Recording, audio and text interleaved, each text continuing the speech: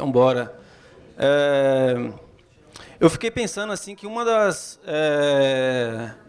grandes provas assim que esse trabalho nosso popular, periférico, né? Ou acende a luz, tiozão? Na suave.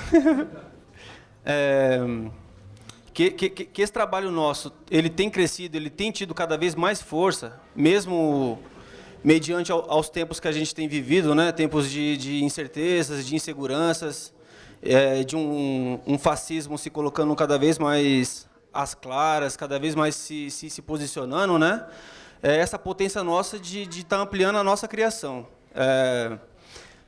A relação do cinema com a literatura ela é histórica dentro da construção do cinema, desde de uma linha documental, quando ela inicia os seus primeiros trabalhos, até o avanço que ela tem com essa coisa de estar contando histórias, ao modo que a gente entendeu na evolução, essa forma ficcional, né? Como a gente entende. Ver uma literatura de uma Elisandra Souza num formato de curta, por um parceiro também, que é um cineasta, que está colado com os movimentos, que tem um posicionamento enquanto um realizador negro, isso é uma potência de ampliação. A gente consegue ver que um conto que ele foi criado, ele reverberou ao ponto de ter virado filme, né?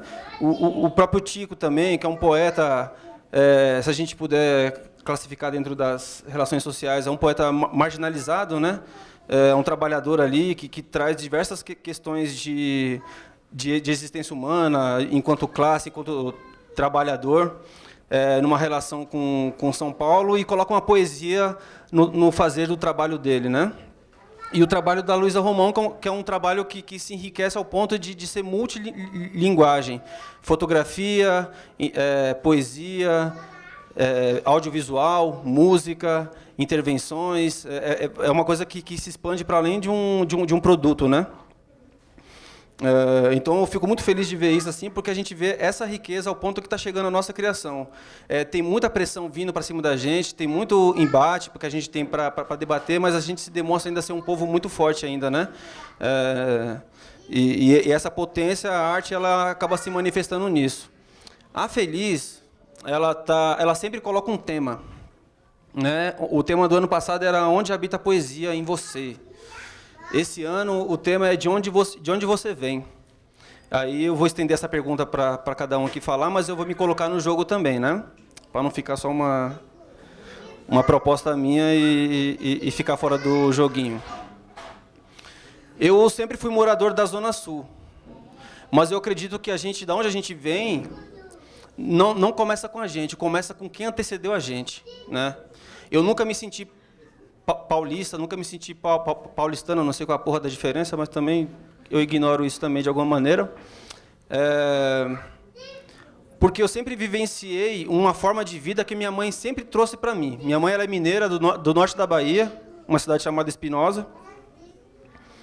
Ela veio para São Paulo com 13 anos de idade para poder batalhar por uma vida melhor, veio sozinha, ficou 5 anos trabalhando praticamente em regime semi-escravo numa casa de famílias, por 5 anos, sem receber salário, sem ter autonomia de vida. Aos 26 anos, ela engravida de mim, um pai ausente, como muitos outros, né? E eu nasço no Rosana, e eu sou um morador da Zona Sul, um migrante da Zona Sul. Fui do Rosana, fui para o Casa Branca, um bairro do Imbu. Morei no Macedônia, Maria Sampaio, Jardim Leme, já morei no Marabá, hoje estou sediado aqui no Campo Limpo, já morei no Parque P, então sou um cigano também. Aí acho que até por isso que eu não me sinto muito paulista, né? Eu venho também de uma relação com o território sempre dessas relações de busca de melhoria, né? A minha mãe ela me colocou para estudar numa escola que era longe do meu bairro. Aos 6 anos de idade eu já vinha sozinho para o Campo Limpo, saía do Embu das Artes e vinha sozinho, porque a criminalidade no bairro que eu morava ela era muito alta e tinha um certo entendimento de que a escola aqui no Campo Limpo era melhor. Realmente ela era um pouquinho melhor, não era melhor, mas não era boa, mas era um pouquinho melhor, porque as escolas do bairro que eu morava tinha toda a relação com tráfico e tal. Eu acho que essa força da minha mãe de me colocar numa escola para longe, de ter um empenho ali em cima disso também me livrou de muitas coisas que eu poderia ter tido acesso tendo um convívio mais presente no bairro que eu morei do início de vida, né? Eu venho de um lugar em que a presença feminina ela é muito mais forte do que a presença masculina. A presença masculina ela sempre foi ou isenta ou exemplos ruins mesmo, né? A minha avó sempre foi a base, pilar da minha formação enquanto homem, enquanto sujeito, enquanto pensamento político mesmo. Ela não sabe, mas ela me ajudou até eu ser ateu numa fase que eu estava revoltado com a vida, assim, e ela sempre me deu vazão para isso e possibilidade de me manifestar. Eu venho de um lugar em que a minha relação com o território se dá com as relações humanas. Eu me reconheço muito através do Sarau do Binho, eu me reconheço muito através desses fazeres periféricos, do audiovisual periférico que se construiu já tem uns 15, 20 anos que o audiovisual periférico popular, seja o nome que a gente dê, ele se constrói numa busca de construção de um imaginário para romper com a imagem que criaram do que é o negro na sociedade, do que é a mulher na sociedade, do que é esse povo periférico, tá ligado? Eu venho desse audiovisual que se constrói num caminho de buscar uma autorrepresentação, uma autoconstrução de imagem que não é a construção que vem de cima para baixo sobre quem nós somos, quem é o nosso povo. Para mim, eu falei de território que é ligado com as dimensões humanas, né? Esse de onde vem, para mim, ele traz muito uma dimensão geográfica mesmo, né? De onde você vem e temporal. E esses dias eu fui provocado numa coisa que, para mim, ela está me reverberando em mim, eu tenho que pesquisar mais. Que uma pessoa me falou que um povo nativo da região dos Andes, do que a gente chama de América aqui, né? A noção de tempo deles é que o futuro é o que está atrás e o presente é o que está à frente. Só que ela não soube falar qual povo que era e não soube desenrolar comigo sobre esse conceito. E para mim foi um puta choque, assim, porque eu acho que também a nossa dimensão de entendimento de espaço-tempo também ela é moldada pela cultura, né? E aí eu fiquei fritando os miolos em casa. Falei, mano, que porra que o futuro está atrás e o presente está na frente? Como que é isso, né? Aí eu tentei. Não falei, mas ele vai. Depois eu troco ideia com ele. Porque aí eu imaginei o futuro. O futuro ele faz sentido ele estar atrás da gente, porque ele é aquilo que impulsiona a gente para um caminho, né? E o passado está à frente é a gente reconhecer a trilhada dos ancestrais e saber por que caminhos que a gente percorre, os que já são espinhosos, os que não são. Então a gente se reconhecer de onde eu venho é um reconhecimento das tradições afro-brasileiras, onde eu tive a minha formação muito forte, muito acalentada, né, nas relações com o hip-hop, foi onde me colocou a dimensão política também, de existência, de me fortalecer enquanto homem periférico. As tradições populares de capoeira, que eu me aproximei, essa relação com o tambor, então isso foi o que me deu morada e que me deu sentido, que me ajuda a estar trilhando a caminhada. Falei bastante, mas é que eu estava precisando falar e relaxar um pouquinho aqui, que eu estava mal nervoso ali. Aí eu vou estender essa pergunta para vocês, de onde vocês vêm, aí cada um chapa na sua ideia e tal. E eu acho que toda a produção artística, né, ela vem muito de uma inquietação de quem está produzindo. Então, eu gostaria que vocês respondessem a pergunta de onde vocês vêm, junto com o pensamento o que inquieta vocês na produção do que vocês realizam enquanto audiovisual, poesia, música, né? Qual é o cerne do que está movendo vocês nessa criação?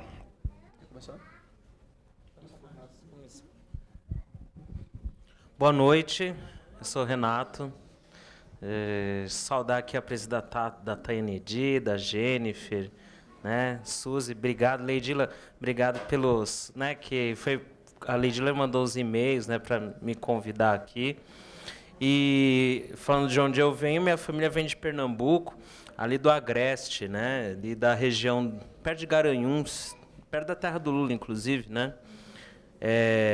Um povo lá que é indígena, um povo que é preto também, que tem um quilombo lá, e tem os portugueses, né? Porque esse povo, enfim, né? E assim como várias histórias, né, dos nossos, né?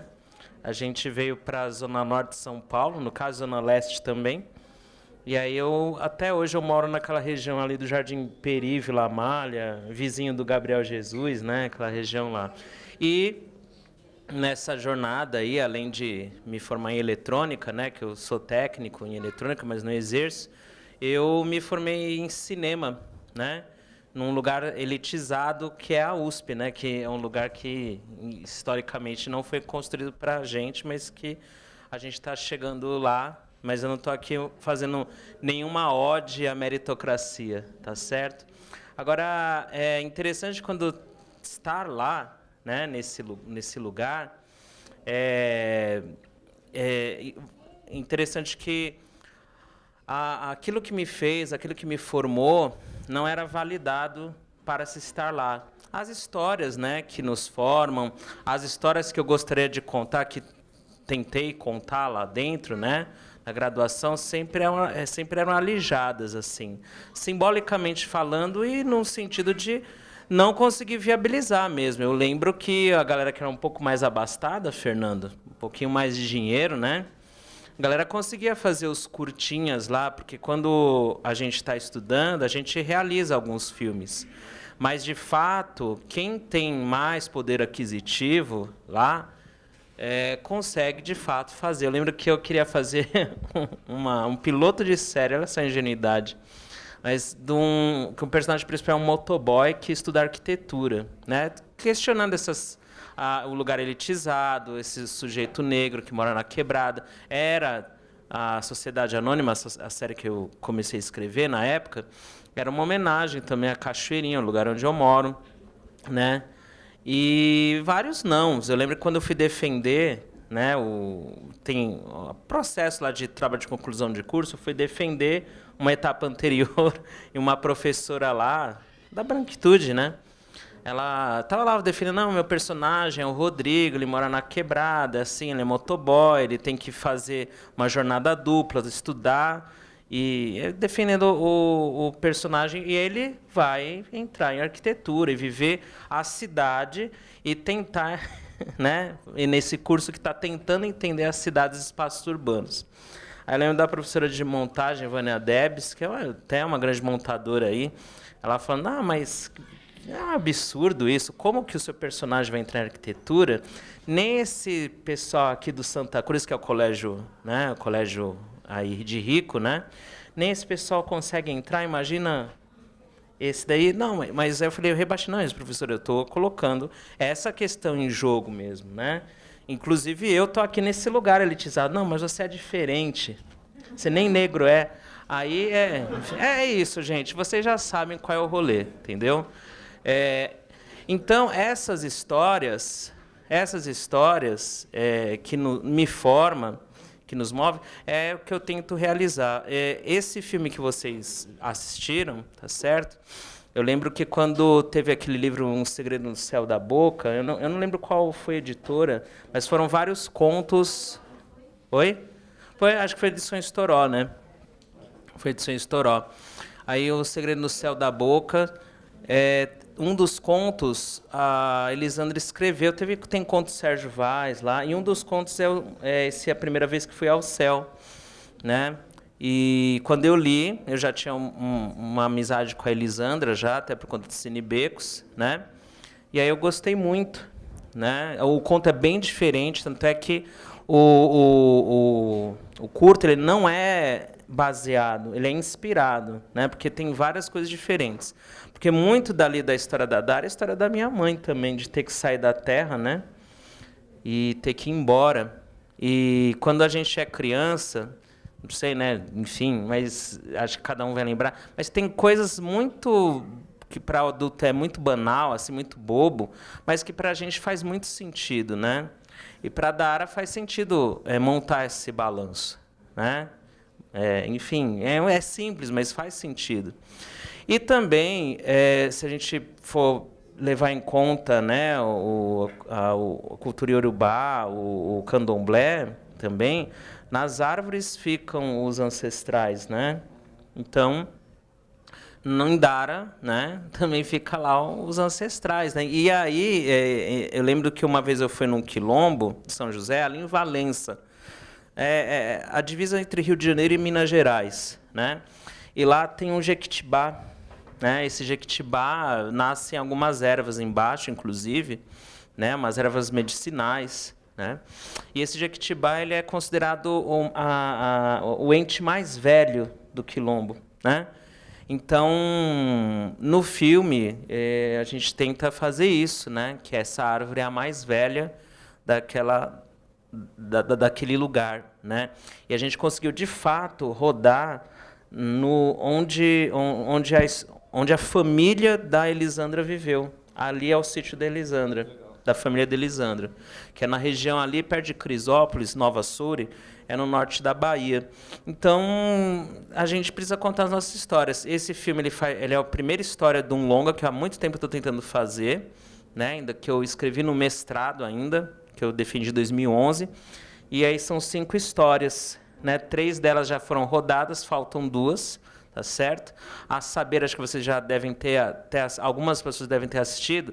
A gente começa com Dara, aí vai para Jennifer, a história da Jennifer, que eu rodei lá na minha quebrada, lá na Cachoeirinha. E aí eu estreiei há pouco tempo a terceira história chamada Simone, que é a história de uma moça que espera o namorado preto na estação do trem, né? E aí agora estou tentando fazer as outras histórias, e a gente até pode comentar um pouco como fazer, como tentar, como acessar a política pública para fazer. Mas é essa pegada, não tenho apenas essa história, com a Renata Martins a gente escreveu uma série que também estamos tentando viabilizar, uma série aqui, na Rua 9, a série aqui, mais na região do Jardim São Luís, né, na verdade.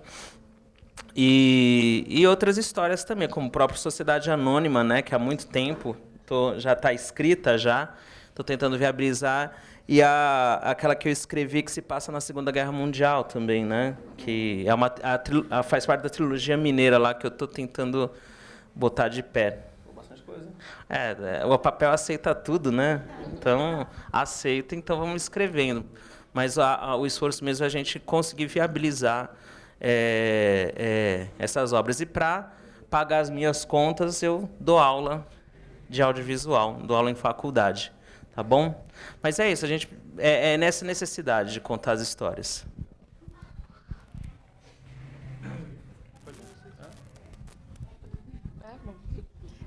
Boa noite a todos. Obrigada, Suzy e Lidiana também pela atenção até agora. Bom, falar de onde eu venho, acho que é um pouquinho mais longe. Na verdade, eu sou do México e eu vim aqui faz 11 anos, 12 anos, na verdade, esse ano. E é curioso porque eu vim para o Brasil pensando que aqui seria um país de mente mais aberta, porque tinha essa ideia.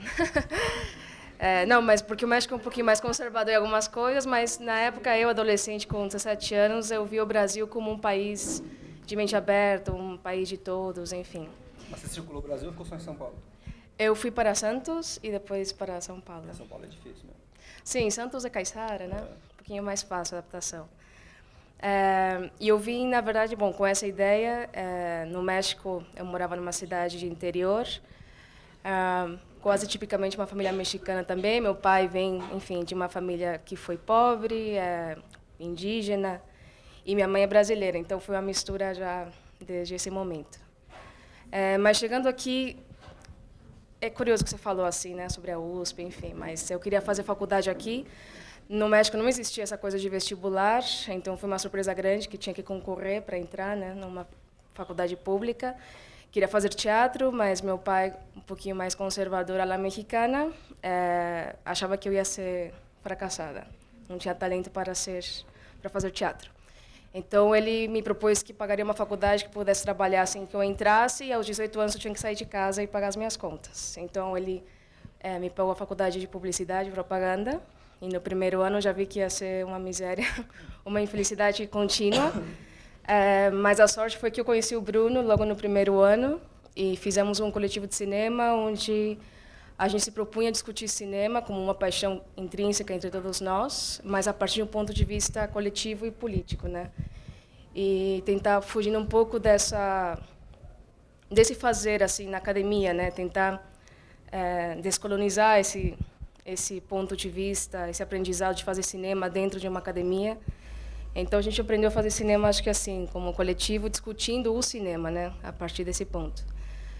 Então eu vim, acho que eu consegui me sentir parte de um lugar, acho que a partir dali, do coletivo, e pensando a arte, enfim, aliada com várias outras coisas, porque a gente não discutia só cinema, enfim, a gente discutia muito o teatro junto também, a literatura desde aquela época, então acho que nosso pensamento foi evoluindo através disso. E foi difícil, né, porque a gente fazia, enfim, as coisas como dava, e até esse questionamento de poder produzir sem ter condições, sem ter uma formação, um currículo para você poder trabalhar na área e poder viver de fazer cinema. A gente fez um laboratório, que era um laboratório de produção de vídeo que a gente mandava para a internet e discutia, enfim, praticava também o fazer, né, o produzir. Era quase que como chamava? Era um laboratório que tinha umas regras e umas limitações, então você tinha um tema, a gente escolhia um tema, o trabalho, por exemplo, ou greve, alguma temática assim, e cada um tinha uma limitação. Então, um não podia usar trilha sonora, o outro não podia usar narração em off, o outro não podia usar um ator, tinha que ser uma pessoa real, coisas assim. E aí, um desses laboratórios era tratar a realidade com a ficção, né? Era tratar as duas narrativas e como experimentar em cima delas. E um dia me encontrei ali pesquisando alguma coisa e me deparei com uma notícia da Folha de São Paulo falando sobre um escritor, um coveiro, que escrevia contos. E de uma forma muito exotizada, assim, quase como se fosse uma coisa de terror, né? Escritor que escreve em cemitério, uma coisa bem bizarra mesmo. Mas achei que eu podia brincar com alguma coisa assim para o laboratório. E aí mandei um e-mail para um correio eletrônico que dizia que era para pedir o livro, fiquei curiosa de ler o livro. Depois eu descobri que era o Tico que tinha me respondido naquela época já, e falei que se eu podia conhecer o autor e ler o livro. Quando cheguei, bom, acho que a gente chegou a ler, né? Eu chamei o Bruno para me ajudar, era para fazer juntos o laboratório. Eu me levei um susto quando li esse livro de contos. Eu estou falando mais, já pulei minha parte, tá? Acho que vou focar mais um pouquinho nisso. E nos surpreendemos muito com a qualidade escrita e como esse autor descrevia as experiências dele na cidade, as violências e as opressões, e era algo que a gente já vinha discutindo há muito tempo e tentando representar isso, né? Buscar no cinema as histórias que não são contadas, na verdade. Acho que essa é a nossa procura nesse sentido. E acho que foi paixão à primeira vista, a gente foi encontrar ele no Cemitério da Consolação, na época que ele estava lá. E acho que a gente ficou horas conversando nessa primeira vez e era para fazer um laboratório, um videozinho só, e acho que do vídeo descobrimos que tinha uma potência para fazer algo maior também. E até nesse vídeo de laboratório, que até está online, que é um vídeo de 5 minutos, já estava o Renan, que é o ator, e a gente achou que tinha uma similitude entre eles dois, enfim. E começou um processo longo para fazer esse filme. Na verdade, Ferroada, ele deriva de um longa-metragem que saiu esse ano, até.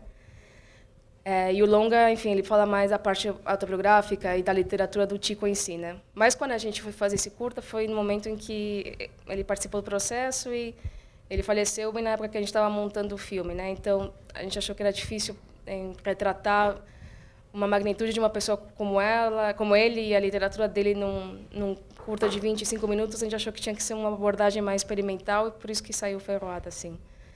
Mas acho que a partir do Ferroada foi uma forma também de estarmos em contato com alguém que nos questionava, assim, desse ponto de lugar de quem tem o privilégio de ter uma câmera na mão, né? Porque tem que compreender que é um privilégio e uma responsabilidade muito grande quando você tem o poder, né, nessa situação. Então, acho que foi um exercício também de se questionar desse lugar. O cinema ainda é um lugar, sim, bastante elitizado, mas, felizmente, a gente está vendo uma produção ali que está tendo abrangência e histórias que estão sendo ouvidas e lugares que estão sendo conquistados também. Mas acho que enfim, o Ferroada foi um ponto de partida, né, para um fortalecimento também de criação para a gente, assim. Como é o nome do que está na internet? Você falou? É que é o Laboratório Cinefusão. Vocês pode procurar? Tá online? Tá. É o Laboratório Cinefusão, mas esse é o de 5 minutos. O longa não está online ainda, que a gente acabou de lançar. Quer falar uma coisa você do processo? Vai se apresentar, né? Acho que eu já acabei Bom, falando. meu nome é Bruno. Respondendo primeiro a pergunta de onde você vem, né? Eu sou de São Paulo mesmo. família de classe média, boa parte da descendência italiana, outra parte do interior de São Paulo. Morei muitos anos no interior, tenho família, avô que era bem caipira mesmo, radialista, que trabalhava com viola caipira, então vem um lado caipira, o outro italiano, família de classe média católica, né? Acho que homem branco, olho claro, portanto, claro, privilegiado, tive acesso à faculdade privada, me formei primeiro em jornalismo e depois eu fui gostando de cinema, e entrei nessa área do cinema pela via do documentário, primeiro pelo jornalismo, né? Mas eu acho que também tem essa parte de onde você vem, depois quando vem para São Paulo, acho que muito do contato, principalmente com grupos de teatro, acho que eu devo muito formação política e estética à cena teatral de São Paulo, que acho que é uma das mais interessantes do mundo. Cena teatral independente de grupo, né? Cena teatral de grupos independentes, principalmente a Companhia Antropofágica, enfim, Estúdio de Cena, a Brava, alguns grupos que a gente foi acompanhando e se aproximando.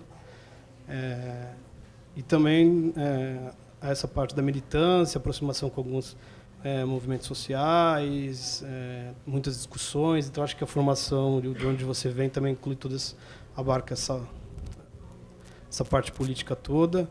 E a coisa do coletivo também de cinema, que foi onde a gente se formou muito, fazendo cineclube. Também um coletivo que parou de fazer cineclube. Acho que tem um caso de vários coletivos também, acho que a gente tem que voltar a fazer. Inclusive aqui acho que é um espaço lindo para se exibir, gostei muito do espaço. Queria agradecer também a Suzy, todo mundo da feira, enfim. Gostei muito de ver os filmes que eu não conhecia também, o filme do Renato e da Luísa. E é isso, assim. Daí acho que o processo um pouco de como a gente chega no filme, o que move a gente, um pouco do que a Adriana falou. Acho que essa coisa da responsabilidade de fazer cinema, de como olhar, de pensar a linguagem, pensar estética e política, forma e conteúdo. Então, acho que é isso. Bom, gente, boa noite. Primeiro, eu queria agradecer muito mesmo o convite. É o 4º ano que eu estou na Feliz. Eu sou muito feliz de estar na Feliz sempre, mesmo. Eu estou muito mexida hoje, não sei porquê, mas eu acho que está uma noite muito especial, assim.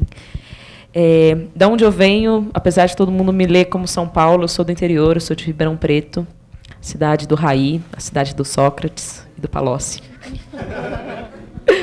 E eu venho de uma família de professores, e eu acho que o que eu vou falar agora já define muito o ambiente onde eu cresci. Eu sou a Luísa, meu segundo irmão é o Chico, terceiro é o Caetano e a quarta chama Betânia.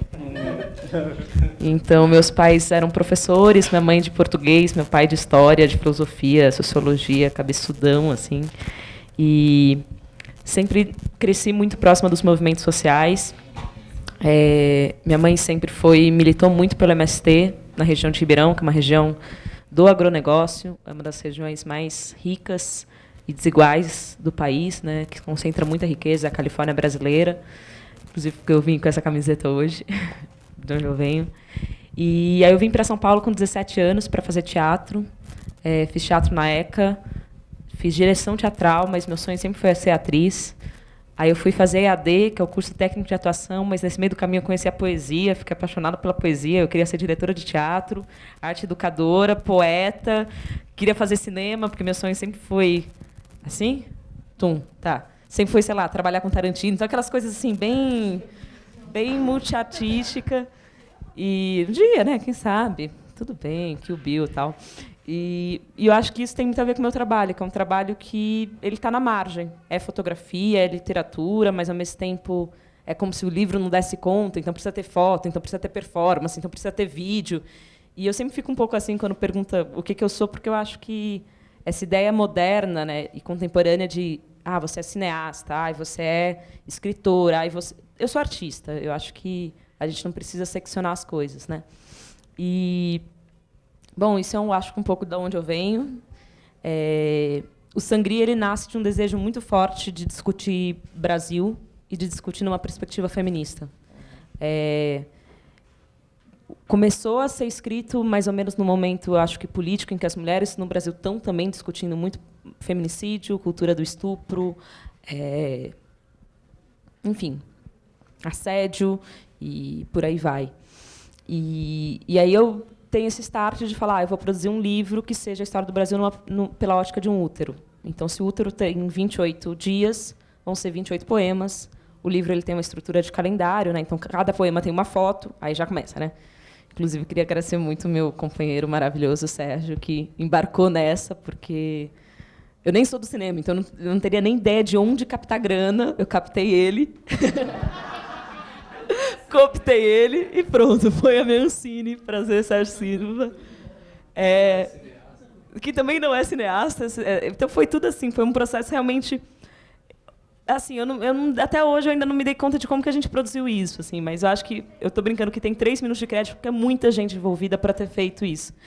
E tinha essa perspectiva de que, mano, também o livro só não dá conta. Inclusive agradecer muito o Minchone e a Eveline, que são no Selo do Burro, que bancaram produzir esse livro doido também. Mano, sempre tudo foi muito coletivo, assim, toda a produção, o livro, as fotos, a música.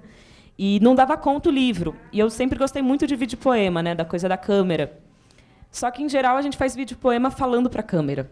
Né? Em termos de audiovisual, às vezes é reduzir a linguagem para eu só falando, no plano contínuo, no máximo 2 câmeras. E eu falava, eu quero pirar um pouco. E até para dar conta de uma história do Brasil que eu, do meu ponto de vista, né, do meu lugar de fala, não daria conta. Né? Seria como que eu posso chamar outras mulheres que vão dar outros pontos de vista sobre aquilo que eu estou falando, para a gente contar uma história da mulher no Brasil de uma perspectiva mais coletiva e talvez mais completa. Óbvio que a completude é impossível, mas tentar tecer isso a muitas vozes, com muitos corpos, com muitas linguagens. E aí eu convidei cada poema uma performer para produzir uma resposta artística. E aí foram mais de 50 mulheres envolvidas, a G, Dani, tá aí também, coletivo Fala Guerreira, ajudaram muito a gente. Então, fotógrafas, como que uma mina do teatro de bonecos pode fazer uma performance a um poema meu, como que uma mina da fotografia, uma mina da dança, enfim, da dança contemporânea. Isso que vocês viram, né? São diversas linguagens, do grafite, da moda, aquele que eu acho muito legal, o stop motion. A figurinista falou, como que eu vou criar uma performance sendo que eu sou uma figurinista? Eu falei, essa instigação, que fosse uma troca mesmo artística. E é isso. Na verdade, só para completar, né? É isso. Apesar de eu amar cinema, cada dia que passa eu estou mais apaixonada, como atriz, inclusive, de fazer. Eu nunca pensei que fosse dar nesse média / longa que gerou. A ideia era ser uma websérie, então lançar um poema por dia, sei lá, por semana, no YouTube. E aí, quando a gente terminou, a gente falou, caramba, a gente tem um média-metragem. Eu fiz um longa sem saber, assim, sabe? Então, ele tem uma coisa muito fragmentada de estética, das vozes, né? Essa coisa bem mosaico. Mas eu falei, vamos bancar que a gente fez isso, e ponto. Né? Aqui, vocês viram, tem alguns poemas, né? Ao todo são 28, acho que a gente mostrou 6 ou 7.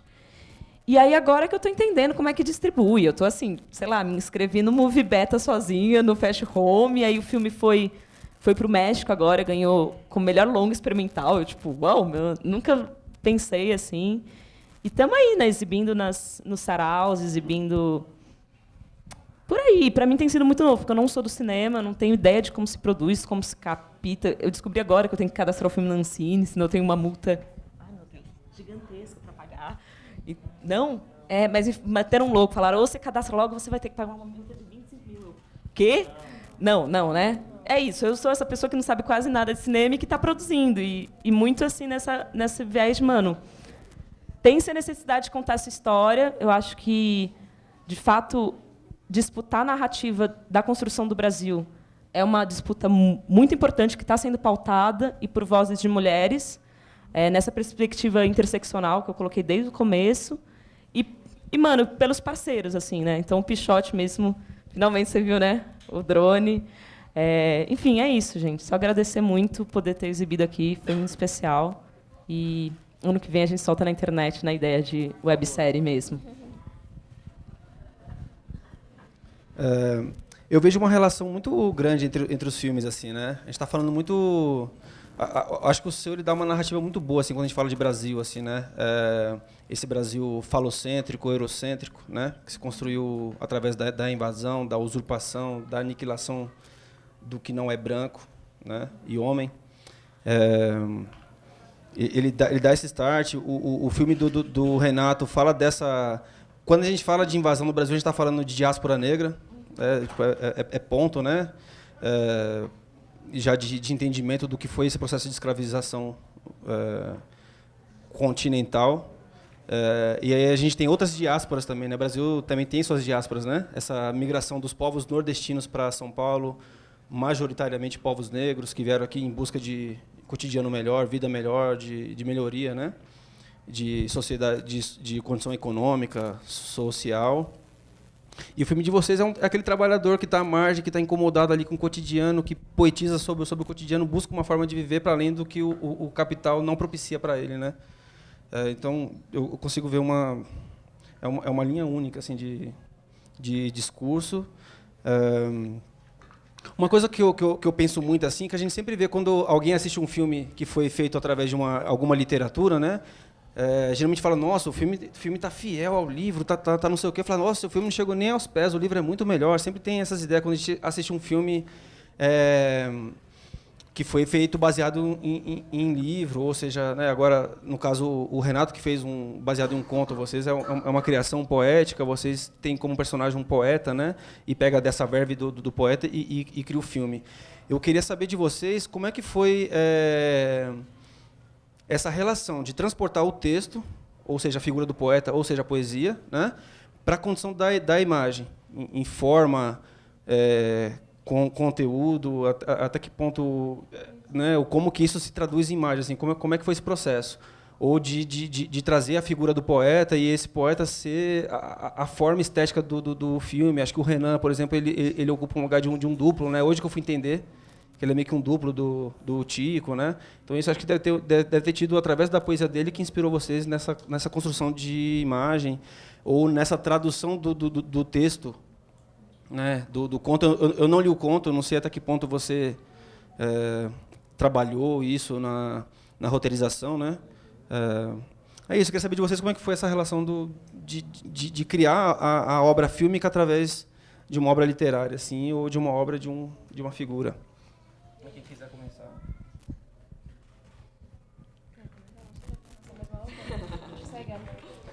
Bom, quando a gente lê o texto, quando a gente está ali na literatura, existe esse diálogo com o leitor, né, com a leitora e com o leitor, e essa pessoa vai imaginar. Então, vai imaginar a história, vai imaginar a ficção ali, o cenário e tudo mais. E aí eu quero frisar nessa questão, que é um processo dialógico, ou seja, você tem lá o texto e aquilo vai te sensibilizar e você vai criar também, né? Quando a gente parte para o audiovisual, não sei se tem aqui pessoas que estão escrevendo ou estão começando a escrever roteiro, é interessante a gente lembrar e pensar no que diz respeito à ficção ou até documentário, que a relação que a gente estabelece com quem está assistindo é através de imagem, tá certo? E se a gente leva em conta, de certa forma, a nossa tradição de telenovela, tá certo? Se você desliga a imagem de uma telenovela, você não perde a história que está sendo contada, porque ela é baseada muito na fala, tá certo? E aí, a nossa tradição de telenovela vem da radionovela. Tanto, se a gente pega Félix Canhê, Direito de Nascer, por exemplo, ela era drama de radionovela e depois, nos anos 60, lá na Tupi, teve lá a telenovela, tá certo? E aí, se a gente pega a telenovela, muitos dos dramas estão baseados na fala. E a estrutura narrativa de novela, perceba que acontece como se fosse uma explosão de alguma coisa, né? E existe esse reverberar nos vários núcleos, o reverberar dessas ações, tá certo? Então, quando a pessoa tá ali, lê o livro e vê o filme, às vezes fica indignada, entendeu? Porque, de alguma forma, o filme não possibilitou, não dialogou em imaginação, tá certo? Daquilo que o texto literário vai poder dialogar, imaginação, e você complementar as coisas, tá certo? E lembrando também que o audiovisual, no audiovisual, tá certo? Não necessariamente a história caminha porque personagem A ou personagem B fala, tá certo? O drama acontece e as falas no cinema ou em série, tudo mais, as falas vão ser expressões da psicologia do personagem, isso se estivermos centrados naquela relação, aí eu vou chamar, que a Luísa deve ter estudado aqueles Stanislavski e tudo mais, porque se a gente pega esse teatrólogo russo, você tem toda uma construção física para traduzir a psicologia da personagem. Tem filmes que não se apoiam nisso, tem obras teatrais que não se apoiam nisso, inclusive o Brecht, né? É outra relação. Tá certo? Mas se a gente está nessa linha de trazer, através da fisicalidade, uma psicologia da personagem, e, por exemplo, no Dara, quando vocês assistem ao Dara, vocês acreditam que a Esther Salvino é a Dara, com toda a psicologia de Dara, não é uma atriz Esther Salvino representando, e isso fica evidente para o público, entendeu? Então, quando a gente tem esses personagens psicologizados e tudo mais, tá certo? O drama está nos acontecimentos, numa não fala, num olhar e tudo mais. Então, é nesse sentido, quando você tem aquelas entrelinhas na literatura, então meu avô me botou naquela imensa nave, né? Como que eu vou tentar traduzir isso em audiovisual, a imensa nave que a Elisandra descreve lá no conto a primeira vez que fui ao céu? Fotograficamente foi lá, botar uma câmera, uma RED, lente 50mm e tudo mais, e a gente fez uma traquitana para voar junto, né, na árvore lá do cajueiro, né? Mas no roteiro já estava descrito que ela sentava, o olhar dela. Perceba que quando a avó fala, Zé do Caminhão chegou mais cedo, o homem. Tem uma trilha sonora lá, mas a menina, ela fica um tempo, ela demora para sair do banco, né? Tudo isso na literatura é um monte de descrição que leva a um sentido, a um sentimento. Nossa, ela não quer ir embora. Como que a gente faz isso? No audiovisual, a gente encontrou essa forma. Não precisa dizer. Ela se levanta, ela observa. Aí tem a trilha sonora, que já é um sentido de construção clássica audiovisual, né? De você ter a trilha sonora como um trem ali, um cavalo de emoção e tudo mais.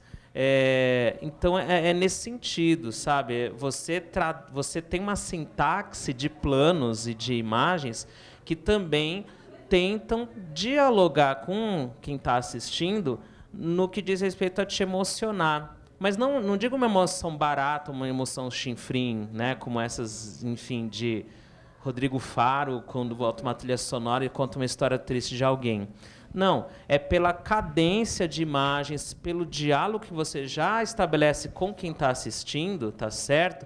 Para onde a história vai, assim como acontece num livro. Nesse último filme que eu fiz, existe esse diálogo com a câmera, para a câmera, né? Mas aí já é uma outra chave, uma outra relação.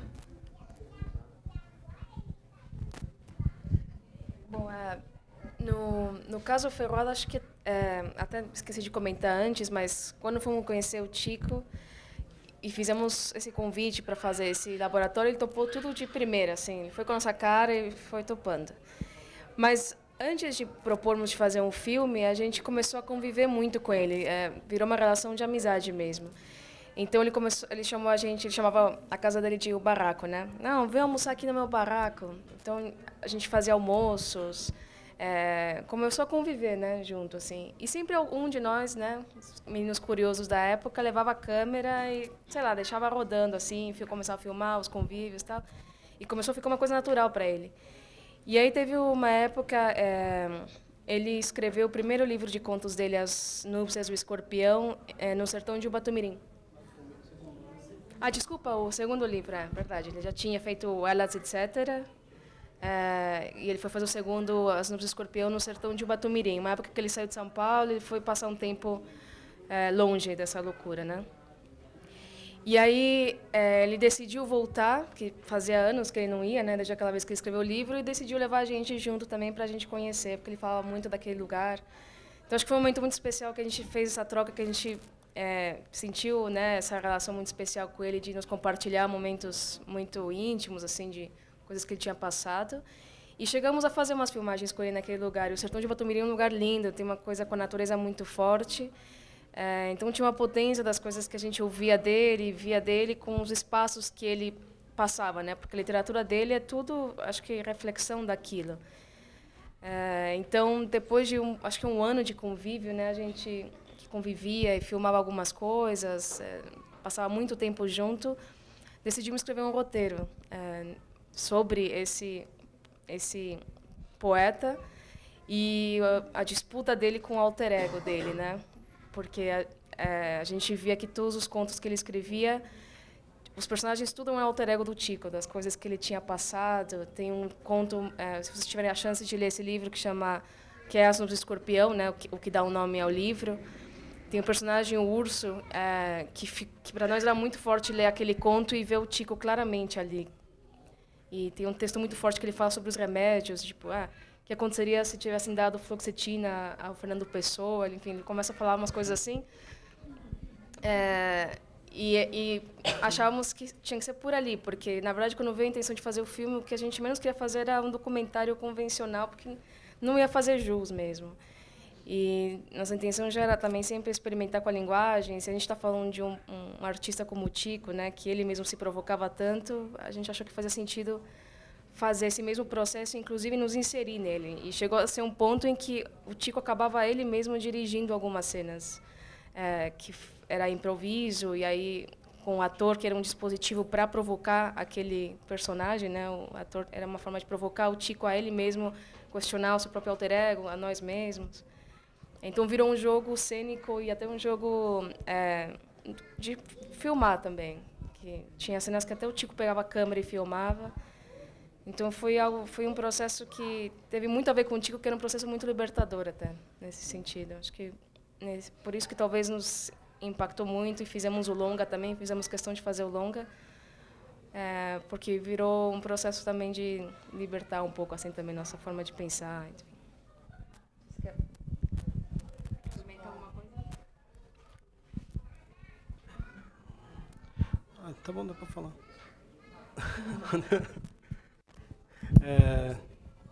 Não, mas tá.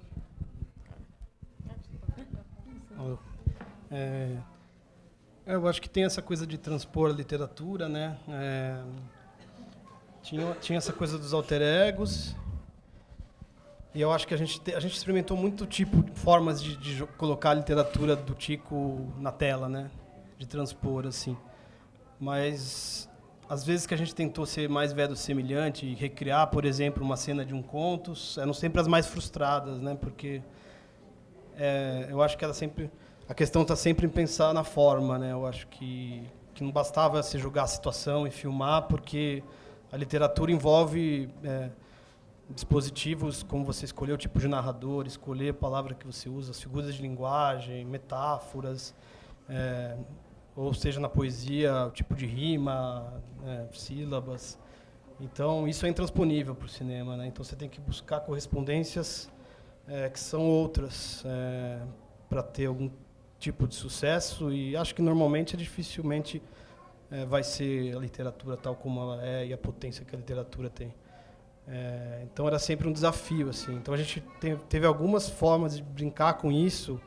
E a leitura de trechos é uma, às vezes trechos do próprio Chico, que no longa então tem muito mais trechos, ou a literatura presente a partir dos gostos de literatura dele, nosso, do ator, que entravam muitas vezes de forma improvisada, como eles vão ler, começa aquela batalha de pegar livros, que foi totalmente na hora, pega sua arma, tal, isso aí não tinha roteiro, foi coisas que vão surgindo de ideia deles, assim. Então, acho que por literatura no cinema é sempre uma busca, assim, e certamente com muitas falhas e não sucessos, né? Acho que é isso. Bom, acho que essa coisa da imagem do texto... posso ficar com isso? Melhor, eu acho. Essa coisa da imagem que não reafirma o texto, eu acho que foi muito o nosso guia, assim... Eu sigo uma lógica que eu acho que está bem nítido, não é dramática, né? É uma lógica da performance, e bastante da videoperformance, da videodança e da videoarte em geral, né? Inclusive, eu acho que é uma coisa... Acho que experimental talvez seja o melhor termo. Mas foi inspirada numa performance da Sophie Caille, que eu acho genial. Bom, ela era uma performer francesa e ela foi casada com um cara durante anos, e ela estava viajando muito, e um dia ela recebe um e-mail desse marido dela, terminando o casamento por e-mail. Bafão. E aí ele termina o e-mail falando, cuide-se. E ela fala, a melhor forma de eu me cuidar é eu mandar esse e-mail para diversas mulheres do mundo, perguntando o que vocês fariam com esse e-mail. Tipo assim, o que eu respondo, o que eu poderia fazer com o e-mail de um companheiro meu com quem eu fui casada e que está terminando uma relação por e-mail. E aí ela manda esse e-mail para, vamos supor, uma matemática. E aí a mina da física responde com uma fórmula física tentando entender esse e-mail pela lógica.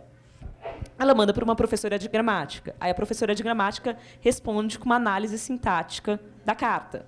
Então, esse verbo que ele usou, piriri, pororó, parará, essa forma de flexão do sujeito e do objeto, piriri, pororó, eu falei, caramba, mano, isso é muito genial. Porque, assim, a princípio eu tinha essa coisa de querer propor uma performance para cada poema. Mas eu falei, se for eu, Luísa, performando, eu, Luísa, falando. Não, né? Eu sou leonina, mas vai ser uma viagem egóica demais. Então, eu falei, dá para aliar coisa de forma e conteúdo. Então, de fato, contar a história do Brasil é uma coisa muito difícil, impossível de fazer, ainda mais, né, sozinha, com essa coisa de, mano, eu vou ver o que surge de uma outra artista a partir do meu poema. E aí, de fato, a regra era assim, mano, você tem liberdade total para propor o que você quiser. Na imagem, você pode, inclusive, eu acho que tem alguns exemplos, né, que você pode reafirmar, você pode negar o que eu estou falando, você pode ironizar o que o poema está falando, a cidade responde, e aí é um outro ponto, né, quando você vai para a rua, quando você vai fazer performance, é isso, tem blitz, tem uma das performances que eu acho que são mais indigestas é a da Praça da Sé, porque a gente estava discutindo exatamente isso, e aí os caras começaram a gritar, tira a roupa, tira a roupa, tira a roupa, tira a roupa. E a gente falou, é isso, você discute cultura do estupro na cidade, a cidade vai te responder. Então, foi isso, foi essa construção corpo a corpo, com as outras artistas, com a cidade, depois com o pessoal da edição, né, que é outra coisa, quem vai editar, quem vai montar e quem vai musicar, e foi indo assim, essa coisa do... Enfim, eu acho que do texto não reafirmar e da liberdade do como que o poema te toca como artista, assim. O que você, na sua linguagem, vai me responder. Uma coisa que eu cheguei no meu limite, você extrapola aí e propõe um outro horizonte. Acho que foi... E eu queria falar que você estava contando da transposição do conto da Elisandra, eu acho que é um filme muito poético. Para além de ter sido inspirado num conto, é muito doido, porque a estética não está no diálogo, né? O diálogo é quase cotidiano, mas a beleza que é os planos, os tempos, aquela vastidão do espaço, eu acho que é um filme muito lírico, assim, né? E a gente está num festival de literatura, é um filme muito poético, para além de ter sido inspirado no conto, né? Mas da estética mesmo, é um filme muito, muito lírico, assim. Eu pirei. Obrigado. Eu tenho mais uma pergunta que eu vou guardar mais para frente e quero abrir para vocês perguntarem, para manter esse diálogo mais aberto aqui. Eu vou pedir para quem queira perguntar, vir aqui na frente, porque a gente está gravando e o microfone não chega até o fundo, porque o microfone tem um cabo que ele tem um limite de distância. E aí, vir aqui na frente, por favor, quem quiser fazer a pergunta. Pode ser direcionada, pode ser para todo mundo aqui. E amei, sou apaixonado também. Foi muito louco. Eu falo para todo mundo, eu nem era muito ligado nos filmes. Teatro, então, mano, para mim era uma coisa que era... Tinha até a revista ainda do Cacete Planeta, né? Que eles vendiam umas camisetas assim, vá ao teatro, mas não me convide. E eu comecei a ficar apaixonado por essas artes, tá ligado? Assim, muito assim, que me emociona muito, me toca, quando eu comecei a ver a gente, né? E a gente começou a fazer e contar nossas histórias e elas ficam muito mais reais, assim. E, assim, queria agradecer muito porque foi fantástico, assim, foi lindo, maravilhoso. Seu filme realmente é o bagulho mais maluco que eu já vi, assim, ó, tá ligado? A poesia, né, do seu filme, assim, eu me emociono muito, eu amo a natureza e esses planos... E amo coisa antiga, tá ligado? Esses planos me remete... Eu nasci aqui em São Paulo, mas eu não sei qual que é a ligação que eu tenho com a terra e pai e tudo. Mas, principalmente, agradecer a vocês, porque o Tico era muito meu amigo, muito, sabe? A gente se trombava muito, assim, eu fiquei muito emocionado de ver, tá ligado? E ele morreu atropelado, tá ligado? E o filme fala também sobre suicídio, né, mano, tá ligado? É o mês do suicídio também, né, da discussão, né, sobre esse barato que cada vez chega mais perto da gente, né, cada vez mais brother e manas, né, nos segurando esse BO, esse fardo foda, né, que é viver, né, que tá vivo. E aí eu queria, principalmente, agradecer muito, né, por eu ter visto o Tico de novo, assim, foi fantástico. E como que eu faço para ver o longa, né, onde que eu acho que vocês falaram que não está online, né? Mas ontem foi exibido, nos pediram para passar no Festival de Juqueri, no complexo hospitalar que eles estavam ocupando pela primeira vez, uma residência artística de vários artistas, e fizeram uma exibição do filme lá. E para nós foi muito forte ter exibido lá, assim, num lugar que dialoga, né? Ele foi internado 20 vezes, né? O Tico tem uma trajetória muito grande, assim. E até essas coisas que a gente fica falando, né, discutindo no Brasil atualmente e tal, mas é uma coisa sintomática, assim, esse tema. As pessoas que, não sei, não tem espaço para pessoas como o Tico, assim, eu vejo mais aqui. E essa falta de perspectiva, né, que parece que está dominando muita gente, nos domina nós todos também, acho. É muito presente isso, assim, na verdade. Mas a gente quer exibir. Suzy, vamos exibir o Madrigal logo. Exibir. Passou, estreou esse ano. Claro, sim. Mas eu fiquei curioso saber, tem um nome? Chama Madrigal para um Poeta Vivo, o longa. E obrigado, viu? A gente fica muito comovido de... Enfim, a gente certamente sabia que trazer o filme aqui, conhecidos do Tico poderiam ver, e acho que o Tico também ficaria muito feliz de saber que o filme está chegando na quebrada dele. Já passamos uma vez no Clariô, convite também da Suzy, e obrigado mesmo. E a gente pode mandar também o link com uma senha, a gente só não está divulgando ainda por conta de festival. Mas o Tico ia falar uma coisa. Ele ia falar que ele ia ficar de ego duro. Era uma frase dele, assim, ficar com ego duro. Sabe? Mais perguntas? Da Lu já conhecia, né? Já tinha visto a exibição completa e tal. E o filme do Tico eu vi no Clariô aquela vez, e aí vi hoje de novo e me emocionou bastante. Tem uma coisa... Deixa eu ficar aqui, ó, para você filmar. E aí tem uma coisa que é interessante, que eu acho legal também, assim, porque tem no filme do Jardes, que é uma pessoa que eu gosto bastante, um filme que o Eric... Não do Eric, o outro. Um vampiro na porta principal, um morcego na porta principal. Que tem uma hora que ele discute com o diretor também, fala assim, pô, mas vou fazer... Não você está fazendo, você está contando a história de um jeito errado, assim. E aí o cara fala, não, mas é o meu filme. Aí ele fala assim, e é minha vida. Então se você fizer um bagulho que eu não gosto, tipo, ó, tá vendo o Jardes? Jardes e o Tico, ó, fala isso, lasca. Então, assim, e eu acho bem louco, tem um diálogo próximo ali, que no filme de vocês, assim como nesse do Jardes, também não dá para perceber onde isso é uma provocação real ou um mise-en-scène, Mas sempre tem essa preocupação de quem está sendo documentado, de alguma forma, de tipo, de alguma coisa ali vai ficar o que é, né? Então, por exemplo, quando eu gosto muito de uma pessoa e vai sair um filme sobre ele, assim, eu já penso, puta, fudeu, se o filme não for bom, ninguém mais vai gravar, porque é muito assim, né? Tipo, o documentário tem uma coisa do ineditismo. Então, do Jardim por Ironia tem 2 filmes, mas geralmente é assim, já fizeram um filme sobre o Cartola.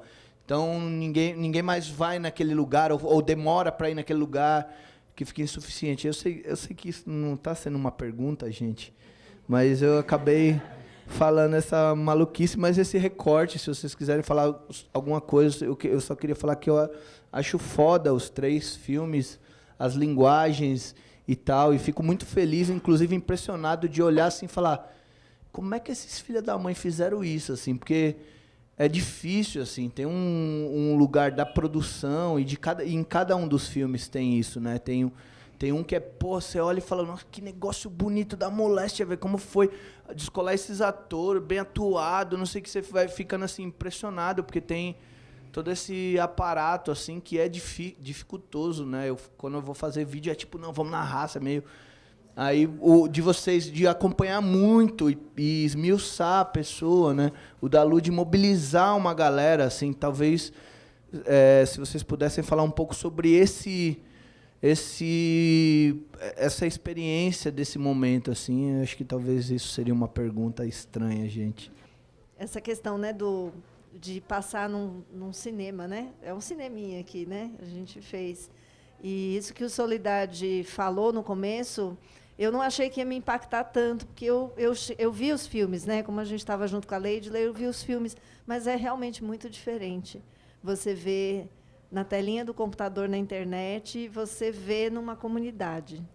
E acho que isso, para mim, deu um toque assim do poder que essa imagem tem, né, vista numa comunidade mesmo, vista aqui na Feliz, por exemplo. E isso é um depoimento, não é uma pergunta, né? E aí a pergunta é, eu queria que cada um de vocês, falasse um pouquinho sobre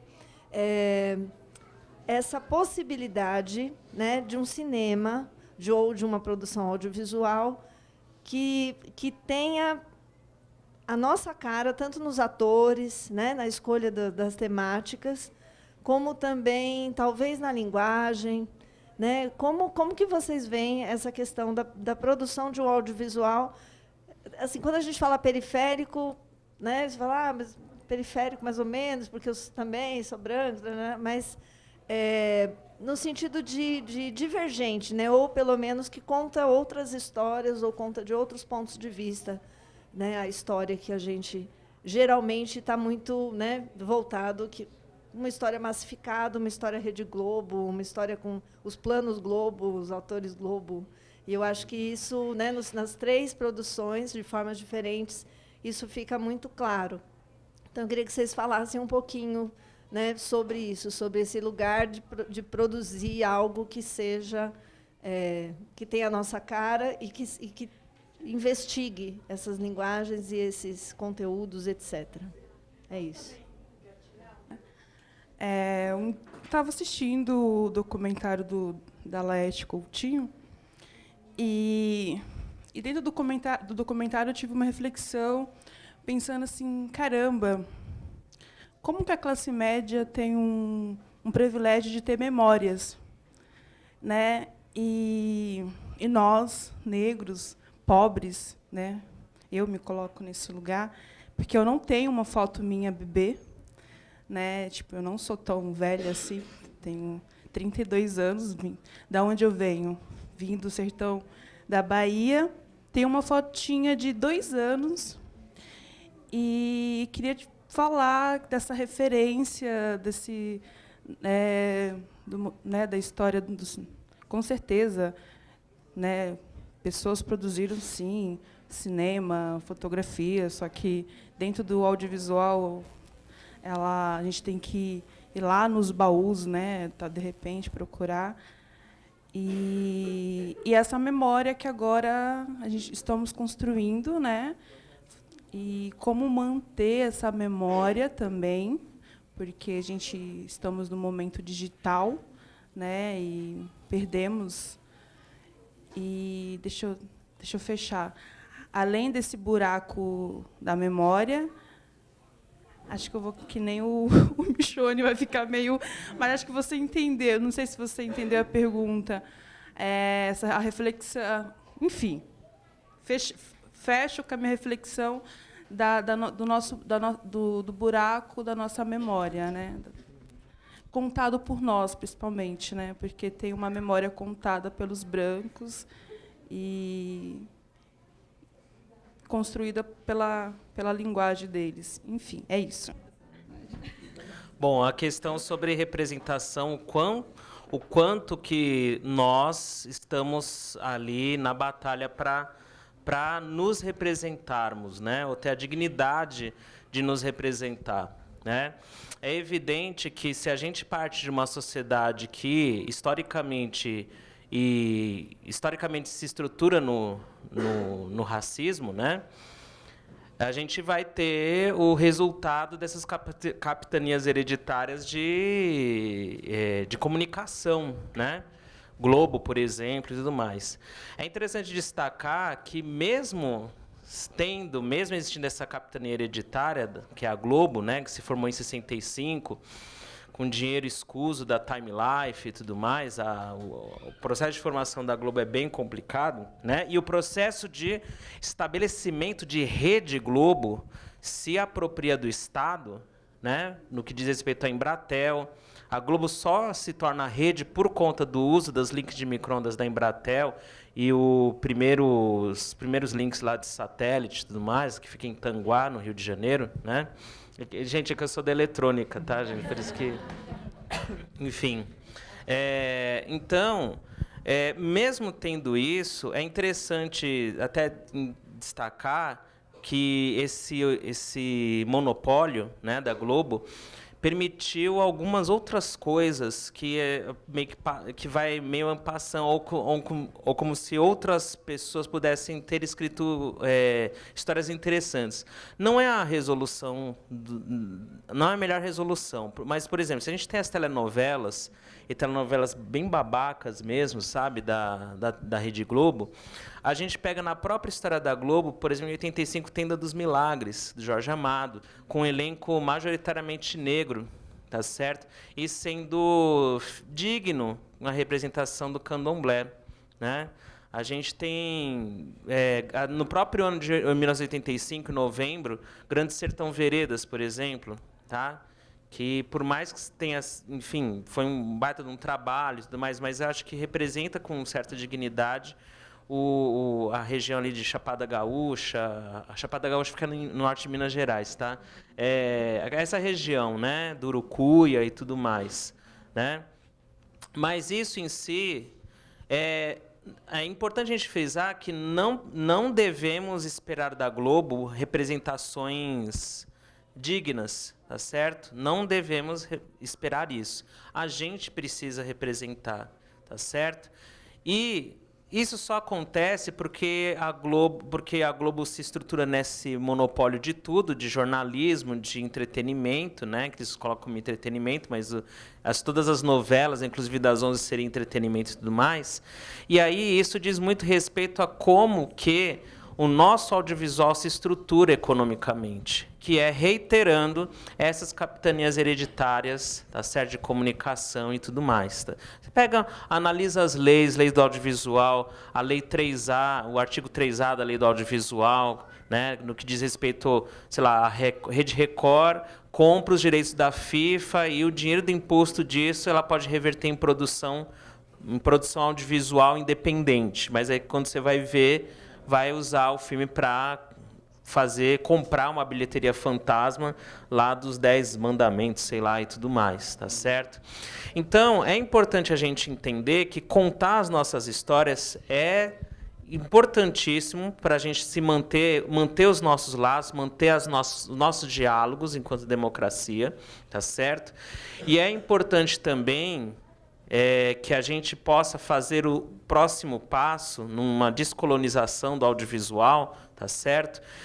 Pensando o seguinte, além da gente contar as nossas histórias, o audiovisual gera emprego para a galera que está lá, a pessoa que está fazendo o som, a pessoa que está fazendo a arte, entendeu? Então é emprego também, tá certo?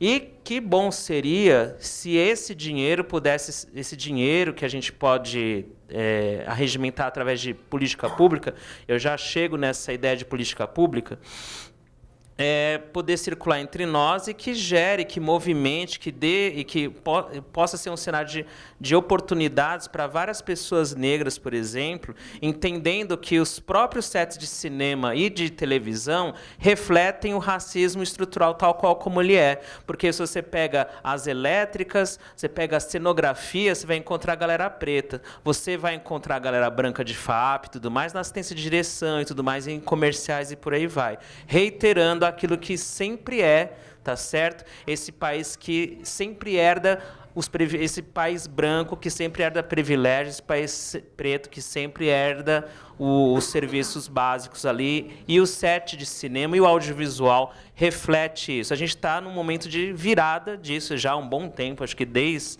quando a gente foi as primeiras pessoas aí da família entrar nas faculdades e questionar isso, né? A gente vem nesse movimento. Creio que daqui a 30 anos, enfim, o cenário vai ser bem diferente, mas eu não estou colocando isso, mas daqui a 30 anos. Não, o negócio é agora. Somos pessoas desse momento, né? Então, é importante a gente ter isso em mente que audiovisual, gente, é dinheiro público, tá certo? Globo é concessão pública. Tá certo? Então, quer dizer que esse pessoal se apropria do Estado para manter os seus privilégios em nome desse capital. Tá certo? Então, se a gente pensa que audiovisual é política pública, é renúncia fiscal, tá certo? É fundo setorial do audiovisual, que é utilizado para movimentar o mercado audiovisual, esse mercado audiovisual também tem que ser nosso, porque é política pública. Tá certo?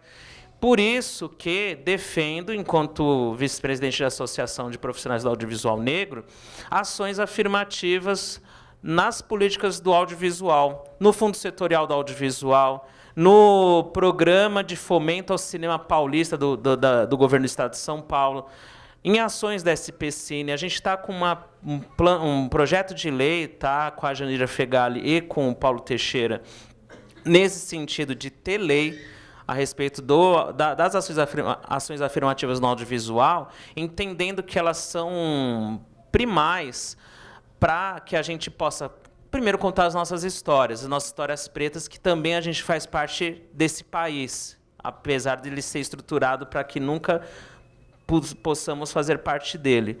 E que a gente possa gerar trabalho, gerar emprego, gerar fonte de renda para a galera, entendeu? Que o audiovisual possa gerar isso e que a gente também possa contar as nossas histórias, tá certo? E que não fique esse cenário que apenas Globo ou que apenas Globo Filmes acaba se apropriando de recursos públicos, tá certo? É importante que a gente frise isso, recursos públicos.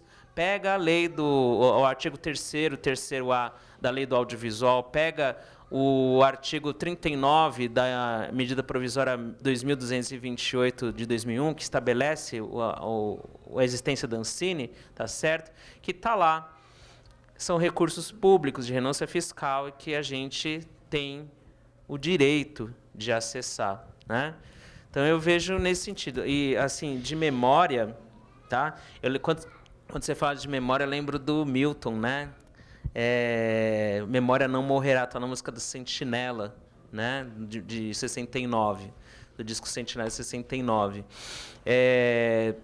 Essa memória, agora a gente está tendo a dignidade de poder contar no audiovisual, mas eu vejo que ela sempre esteve, e o próprio candomblé, a dimensão do segredo, né?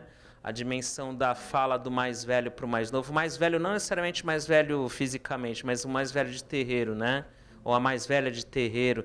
Então, essa sabedoria é memória também, né? E o nosso corpo, que o Estado insiste em dizimar, é a memória, né? Também. Então, acho que vale a gente se olhar e olhar os nossos, né, para que a memória sempre esteve. A memória vem e guarda, a memória vem e salva. De novo, falando do Milton Nascimento, né?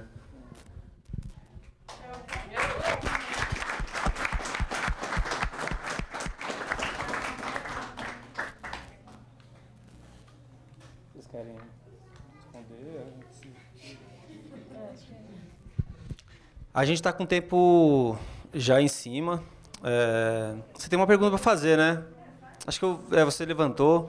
Abri mais uma pergunta para ele fazer aqui. Aí eu gostaria depois que vocês fizessem uma consideração final, tipo, bem resumidinha, e já, de repente, passando os recadinhos, assim, quando vai ter exibindo não sei aonde, o lance do livro, tá ligado? Dar essa divulgada para a gente circular a informação.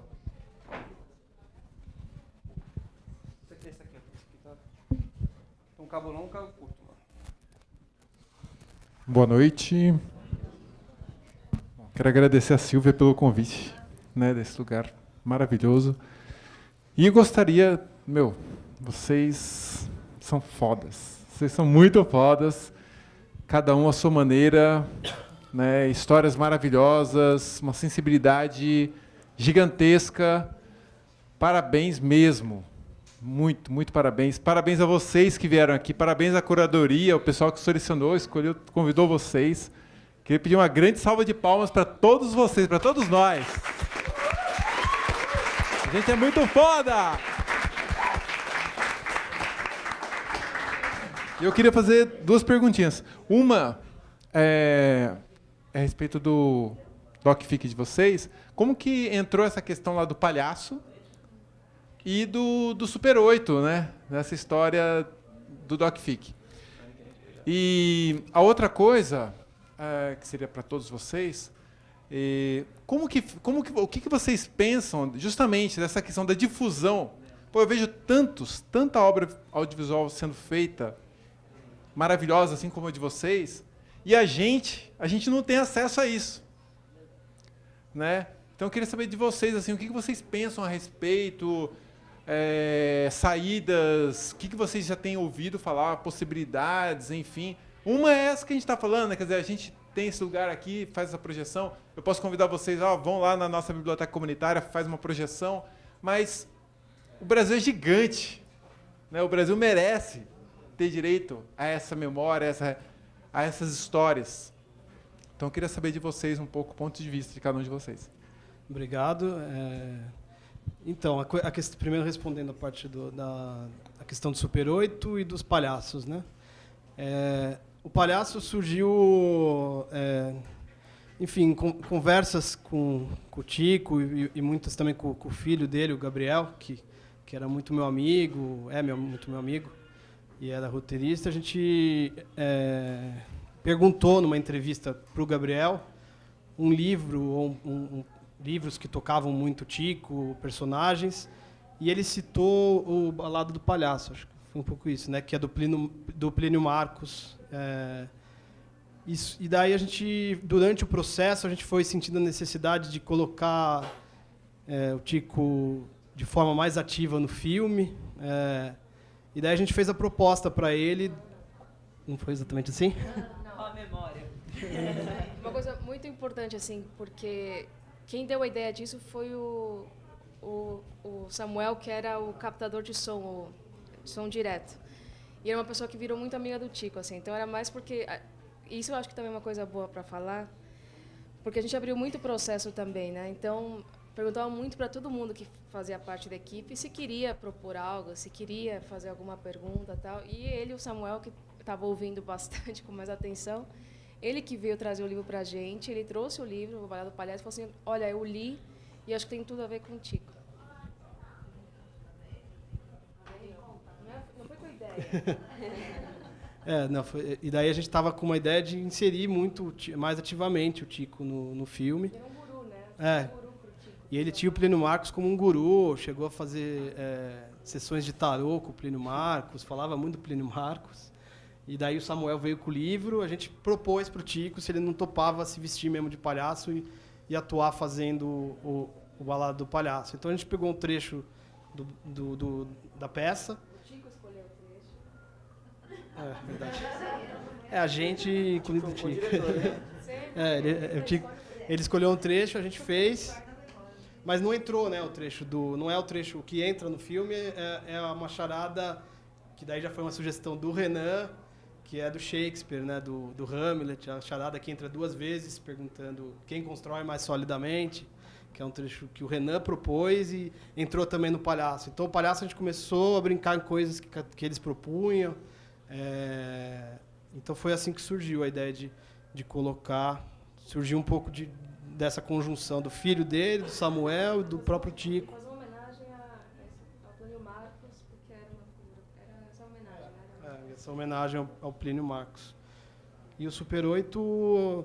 A gente foi muito aleatório, na verdade. A gente estava com uns rolos de Super 8, tinha uma câmera de um amigo, a gente emprestou a câmera, levou para o Batumirim, né? E resolveu dar na mão de todo mundo. Cada hora uma pessoa filmava, então o Tico filmou coisas, o Renan filmou coisas. E daí depois a gente foi revelar e viu as imagens, e tinha coisa que a gente gostava muito. E tinha a cena que acabou entrando deles discutindo naquela clareira, ele filmando... o Renan filmando, então a gente acabou colocando, assim, foi uma coisa que deu uma potência de memória, uma melancolia, uma coisa, não sei, foi a primeira vez que a gente trabalhou com o Super 8, foi bem aleatório, não tínhamos trabalhado antes, mas acabou entrando. Então é isso. O conceito é Super 8 desculpa. E também queria saber se aquela briga foi real.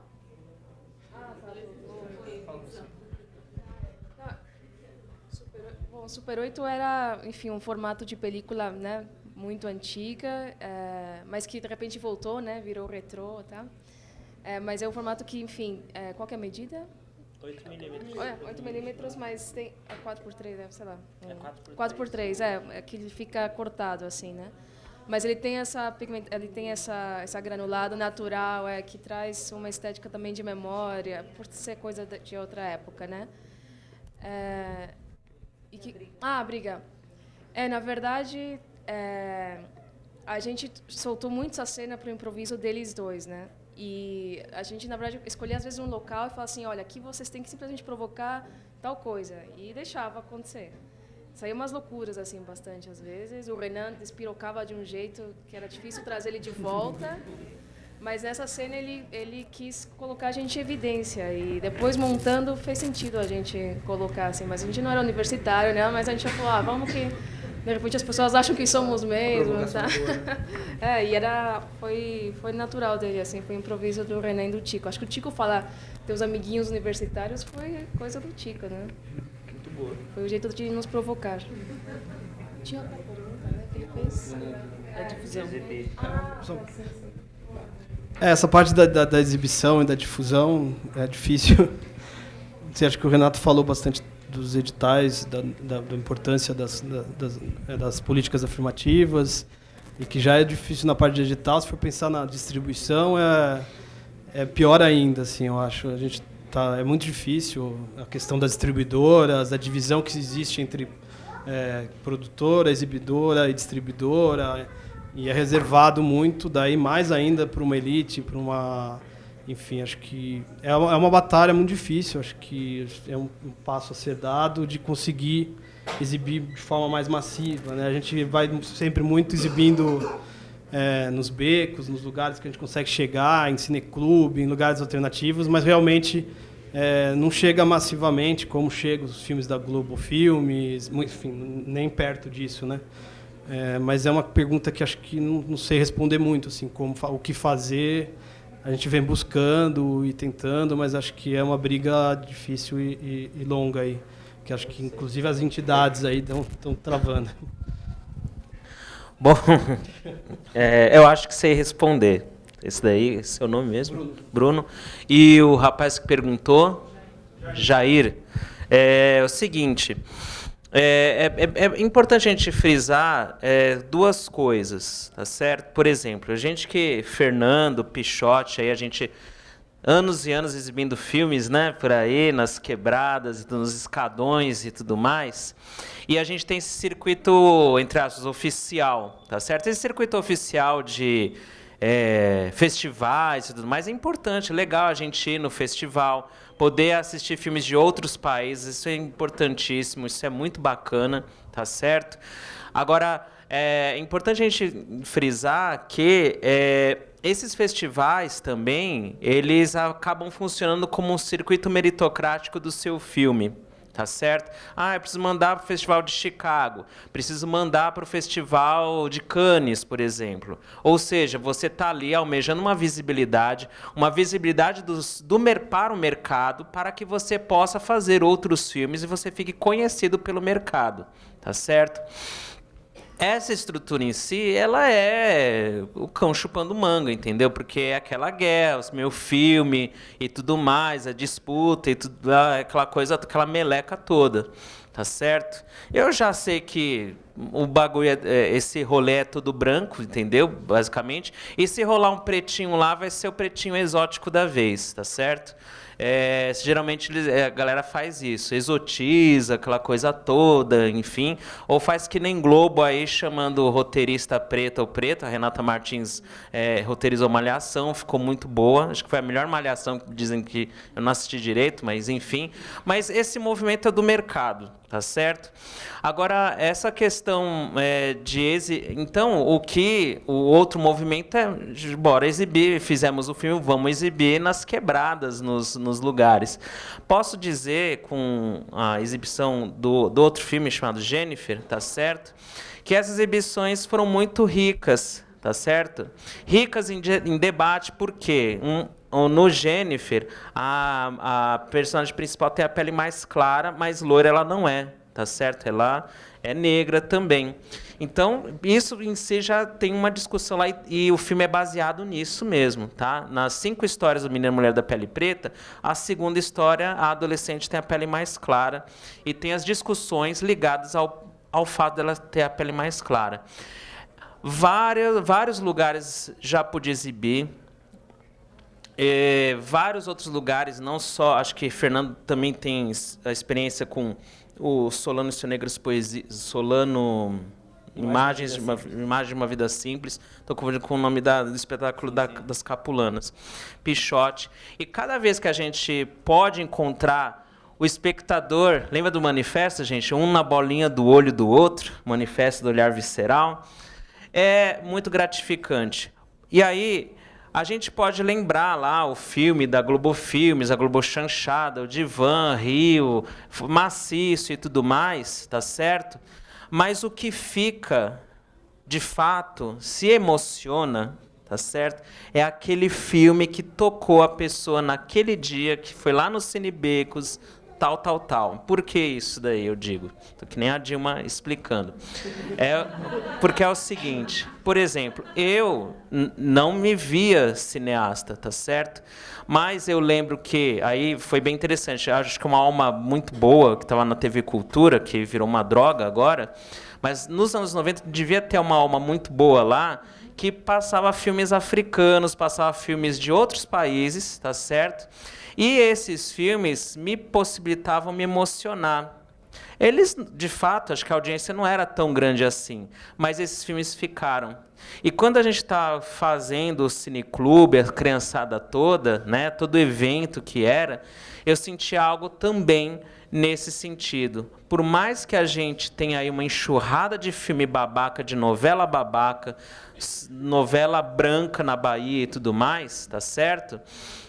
O que fica é aquilo que é essencial e que comoveu e que sensibilizou a pessoa que pôde assistir ao seu filme e se identificar, independente do espaço. Então, a Ancine não pontua, né, quando existe essa experiência, né, de verdade, um na bolinha do olho do outro, né? Mas é para isso que eu faço filmes, tá? É por isso, tá bom?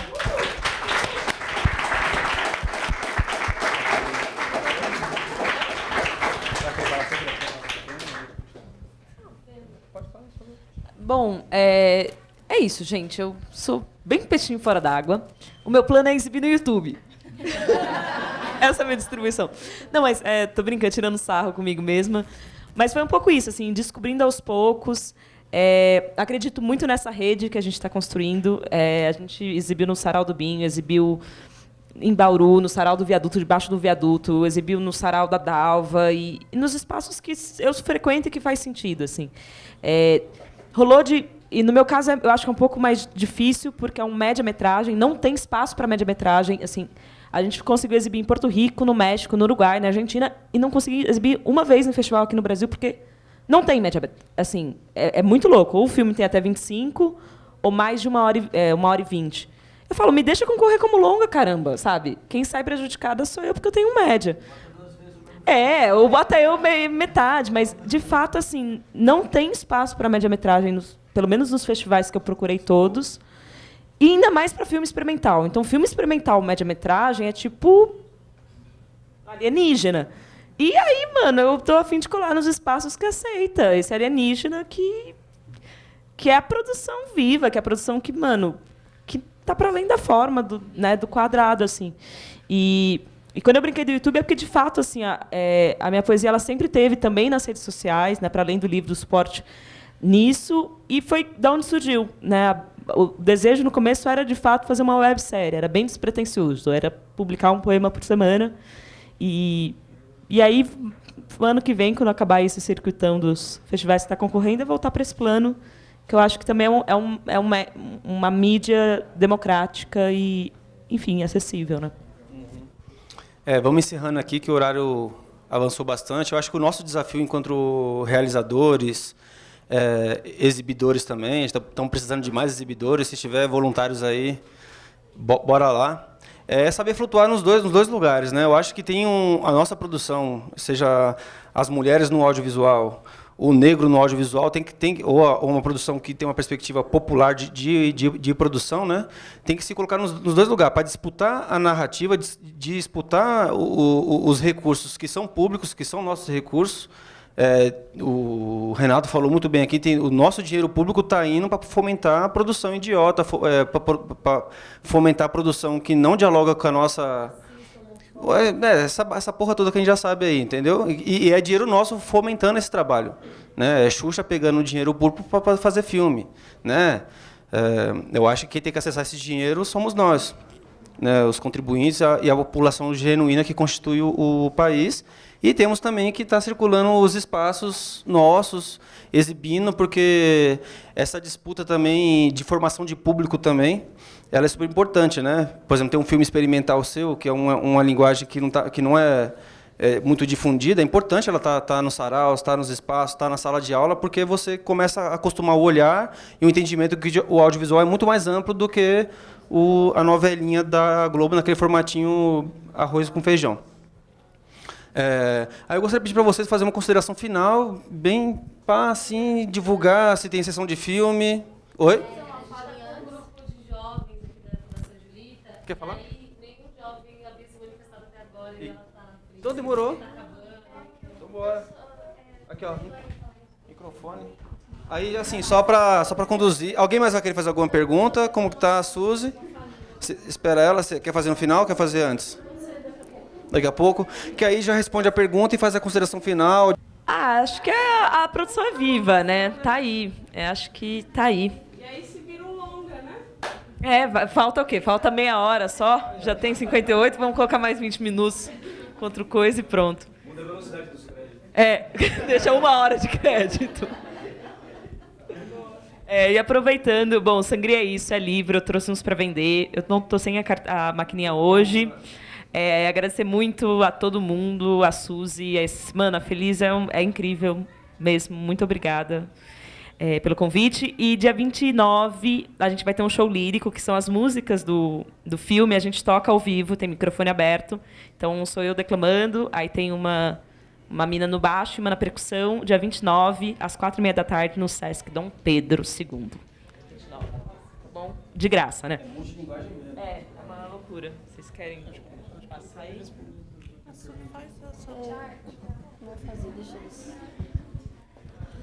Bom, qual o seu nome, moça? Como? Jane.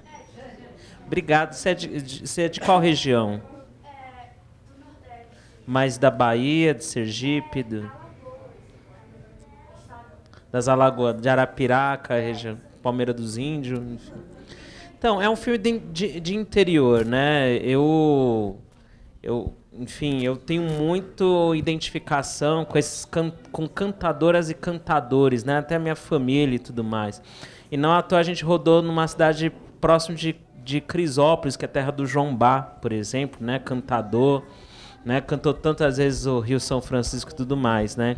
Então, aí é a nossa tradição indígena, né?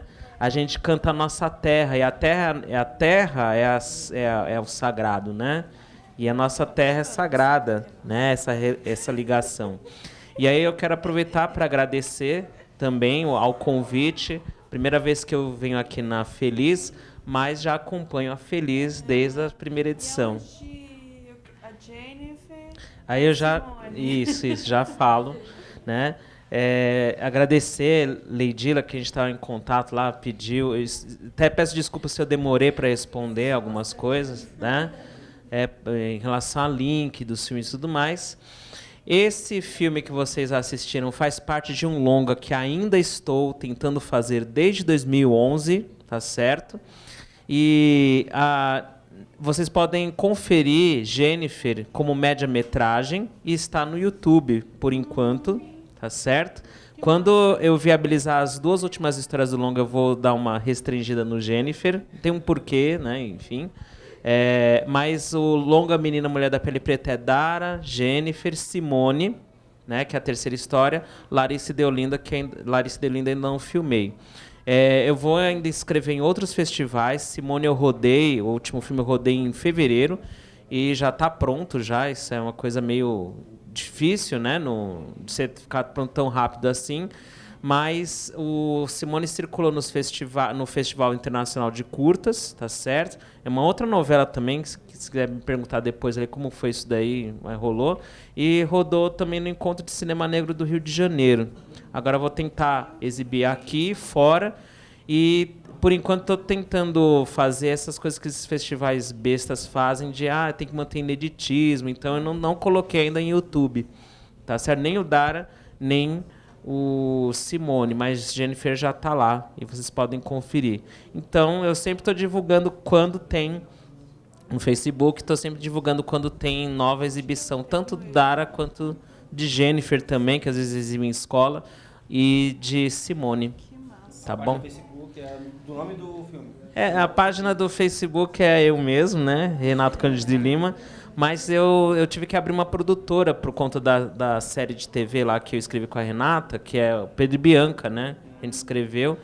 Aí, na empresa Dandara Produções, a gente divulga bastante também quando tem as exibições.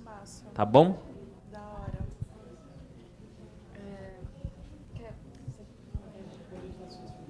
Tá, não quero. Que louco, a gente tá em 2 momentos da vida da pessoa. Tipo, eu estive no... Sim. A gente queria só, primeiro, agradecer. Esses encontros aqui, eles proporcionam uma extensão muito surreal assim do filme. E são esses encontros que realmente valem para a gente ficou muito emocionado, porque, não sei, tem tudo a ver com o Tico aqui. Foi muito forte também exibir por aqui, assim. Mas acho importante que mesmo nesses festivais, né, inclusive a gente sempre que foi exibir em festival, até o Ferroada, né, lá em Tiradentes e tal, sempre saímos frustrados, sempre saímos impressionados com o perfil assim das pessoas. Mas eu acho que a gente tem que disputar esses lugares sim, porque esses filmes incomodam. E tem que incomodar. Tem que chegar lá e mostrar que existem essas vozes aqui, sim. E por mais que aqui esses filmes tenham outro significado, eu acho importante incomodar quem tem que ser incomodado. Assim. Lembrar que tem essas pessoas a ouvir. Só uma leitura rapidinho, que é um poema do Ledo Ivo, uma preferência que o Tico sempre fala muito para a gente, marcou muito todos nós, e acho que tem tudo a ver com o que ele nos deixou. Assim, aos pássaros que gorjeiam, prefiro os que grasnam, como os corvos ou os que piam na escuridão, como as vigilantes corujas brancas que infestam os meus bosques. O canto melodioso amolece os corpos e anestesia as almas que renunciam à reflexão e ao tormento, e temem o rumor do dia predatório. Sempre desejei que o meu reino fosse o da dissonância, do gavião que, pousado na estaca, rumina a sua impiedade, dos pássaros grasnantes que incomodam os partidários de uma regência musical do mundo, como se estivéssemos num teatro, ouvindo uma sinfonia. Ao gorjeio que conduz ao deleite e embala o sono, opõe o grasnido que semeia a insônia e o desconforto. É isso. Obrigada.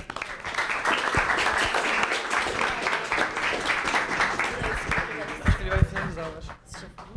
Deixa ele fazer, aí você faz a fala. Não, a fala final, se você quiser. Obrigado. Enfim, muito legal exibir o filme nesse espaço, para a gente é especial. Agradecer a oportunidade de ver os outros filmes também, que eu não conhecia, gostei muito. As intervenções poéticas também, enfim, que acho que dialogam muito também com o Tico, versos muito bonitos. E, enfim, o Ferroada tem uma página no Facebook que a gente divulga as sessões. Os livros do Tico, infelizmente, o Elas, etc., não existe em lugar nenhum mais. Eu tenho. Fazer um PDF dele. Olha lá, Suzy tem, é o primeiro livro do Tico, é um livro lindo. E o segundo livro é o Núpcias do Escorpião. Quem cuida das vendas é o filho dele. Enfim, daí, se alguém tiver interesse, eu posso passar o contato ou passar o contato para mim. Ele que vende as Núpcias do Escorpião. Acho que é isso. A gente tem exibições aqui em São Paulo, a gente não tem nenhuma programada no momento, nem do longa, nem do curta. Mas obrigado a todos.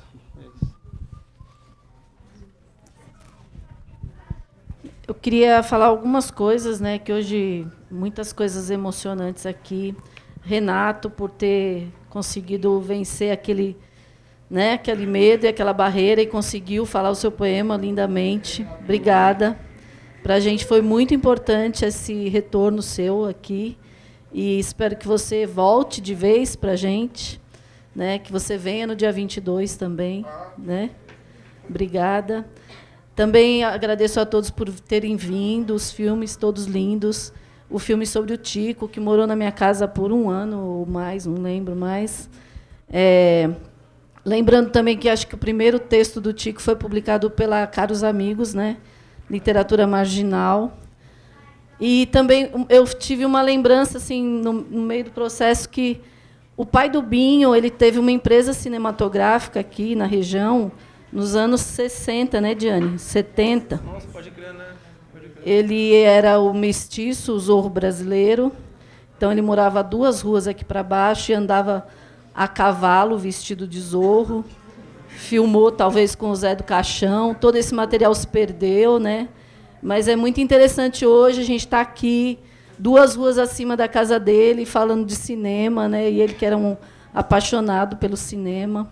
Então, são muitas coisas hoje assim de emoção, né? Então, agradeço a presença de vocês todos. E a gente ainda vai ter o show aqui da Luana Baiô. Espero que vocês possam ficar, porque tenho certeza que vai só brilhantar a noite. E é isso, agradecer a todos. Fernando, foi muito bom. Obrigado.